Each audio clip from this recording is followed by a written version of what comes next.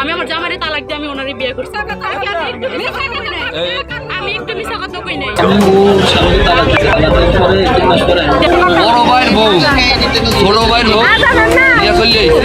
আপন বড় ভাইয়ের সাজানো সংসার ভেঙে তার স্ত্রীকে নিয়ে অজানার উদ্দেশ্যে পাড়ি দিল ছোট ভাই। গত 3 দিন ধরে নিখোঁজ থাকার পর অবশেষে এক প্রত্যন্ত অঞ্চলের হোটেল থেকে তাদের হাতে নাতে আটক করেছে পুলিশ। এ ঘটনা জানাজানি হতেই পুরো এলাকায় তোলপাড় সৃষ্টি হয়েছে। কেন এবং কিভাবে আপন দেবরের সাথে পরকীয়ার জালে জড়ালেন এই গৃহবধূ?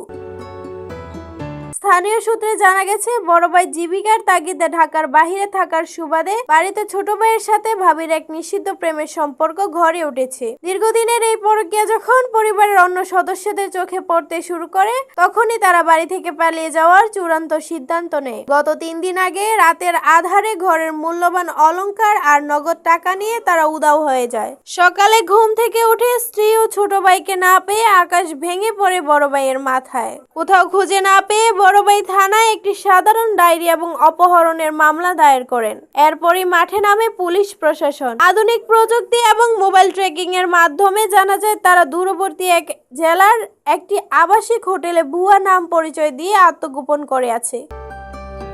পুলিশ সেখানে জটিকা অভিযান চালিয়ে তাদের আপত্তিকর অবস্থায় হাতে নাতে গ্রেফতার করে। আটকের পর এলাকাবাসী ও পরিবারের সদস্যদের ক্ষোভের মুখে পড়ে ওই দেবর ও ভাবি। আপন ভাইয়ের সাথে এমন বিশ্বাসঘাতকতা আর পারিবারিক সম্পর্কের এই চরম অবক্ষয় নিয়ে আপনার মতামত।